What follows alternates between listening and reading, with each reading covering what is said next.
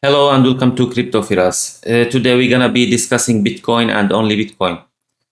Starting from the very high time frames from the quarterly down to the 1 hour or 2 hours time frame.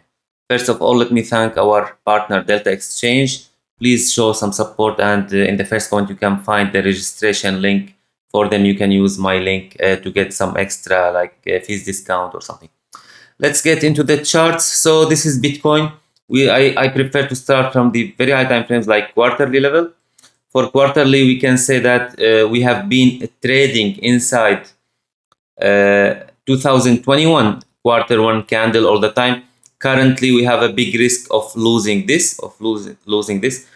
On the quarterly point of view, the only next support shown is somewhere around 20k and around 13.7. Now this is very high time frames. It's just good to take a look on it. Now it's very important to keep an eye on this quarterly close, because this is very dangerous and very important one. This month we will have a quarterly close. Now let's deep dive into the monthly. The monthly is not very promising. We had a resistance here, we had a breakout, then it's ended up below the resistance, so we go to the other side of the range and we have the monthly support at 35k, which we already lost and we are trending below. The very next support level on monthly is also the same like quarterly, is somewhere around 20k, and the lower level is somewhere also around 13.7k. Now let's dive into the tradable time frames, especially the weekly. So here we look at the weekly time frame for Bitcoin. Now we can see we had the obvious support here. It was around somewhere like 32.2, and the other point is for the summer lows 2021 summer lows, it was 31.7k. Now this is supposed to be the support, but as we all know that whenever we lose a support, it acts as a resistance unless it's a deviation. And what we can see right here is this is a strong resistance. Now since it was the support for a very long time, now it is a resistance that we need to close above it so we can turn the bias into bullish. So we write this down. We flip bullish whenever we get a weekly close above 32k. Till then we are bearish. We are bearish towards the lower levels. From the upper side, we can see here we had the resistance, we had a breakout retest and a flip of it. Now this close here, this close was the very big bearish sign. When we had this close below the resistance, that means that was a deviation or a fake out. Then we started all the bleeding. And usually whenever the fake move is in one direction, then the real move is in the opposite direction. So on the weekly, we need to flip 32k to get some momentum, or to tell that we are bullish again. Till then, this is bearish. Now this is bearish. What levels, what targets I can consider out of this? Now first of all, we have the horizontal levels, and we could see here that we had nothing till this area, which is somewhere around 20k, somewhere around.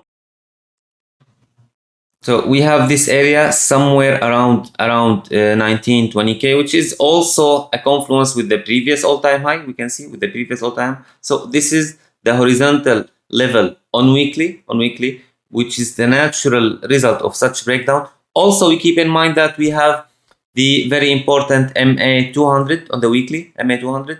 So currently MA200 is somewhere, let's say around 22 point something. This is the MA200. Now this keeps changing. It keeps trending up for every week. Now this is the very first and key important support on high time frames. The other one is the confluence area around between 19 to 20k. So these are the only two high time frames support below our current level. Now again, we flip bullish if we can go and reclaim 32k. So we flip bullish on the weekly, then the higher time frames will follow accordingly. Now let's deep dive into the lower time frames, like the 2 hours time frame, to see what was happening last few days. So we had a boring range.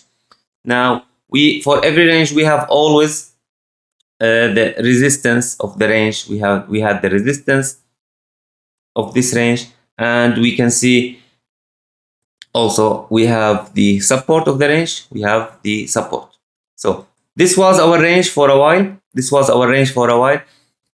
At one point, we had a breakout, try to flip that. We couldn't. We fell back below into the range. Whenever the fake move is in one direction, then the real move is in the opposite direction. Now we are below the range. Friday, we lost the range low.